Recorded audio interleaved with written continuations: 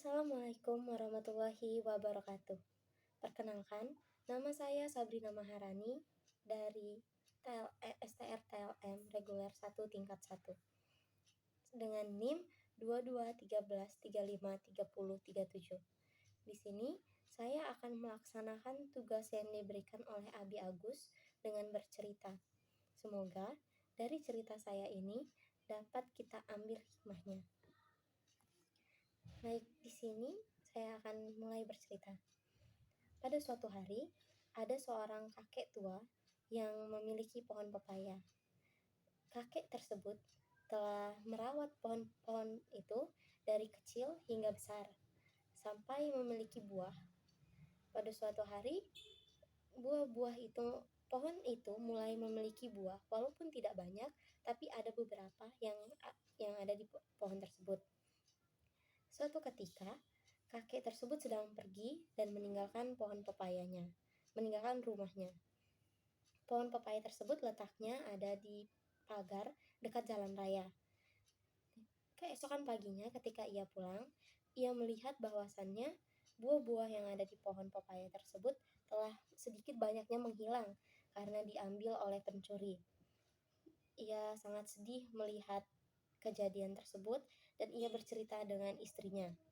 Istrinya yang mendengar cerita tersebut sangat terheran-heran dan bingung seperti itu. Karena pepaya yang diambil pun tidak yang banyak banget begitu hingga pohonnya habis. Itu enggak kayak gitu karena yang diambil hanya beberapa biji. Istrinya sempat bingung dan bertanya-tanya kenapa kakeknya ini sangat kecewa seperti itu. Padahal harga pepaya pun tidak begitu mahal. Kakek di pikiran istrinya seperti itu. Sedangkan yang dipikirkan oleh kakek ini berbeda. Ia berpikiran bahwasannya kasihan sekali yang mencuri pepaya kakek tersebut karena ia harus bangun pagi-pagi sekali, subuh-subuh, malam-malam untuk mengambil pohon pepaya tersebut dan memanjat pagar, memanjat pohon tersebut. Ia kesusahan mengambilnya. Kakek tersebut berpikiran seperti itu. Keesokan harinya, kakek tersebut dengan niat baiknya itu menaruh tangga di dekat jalan raya di luar pagar dekat dengan pohon pepaya tersebut agar memudahkan si pencuri untuk mengambil pepayanya. Ketika hari pertama diletakkan tangga di sana, tidak ada pepaya yang diambil. Maksudnya pepayanya masih utuh, nggak berkurang. Keesokan harinya dicoba lagi oleh kakek tersebut, diletakkan tangga lagi di situ dan tetap tidak berkurang pepaya yang dimiliki olehnya. Kakek tersebut bertanya-tanya, kenapa kok bisa ini pepayanya malah nggak berkurang padahal udah diberi kemudahan gitu, ada tangga di situ.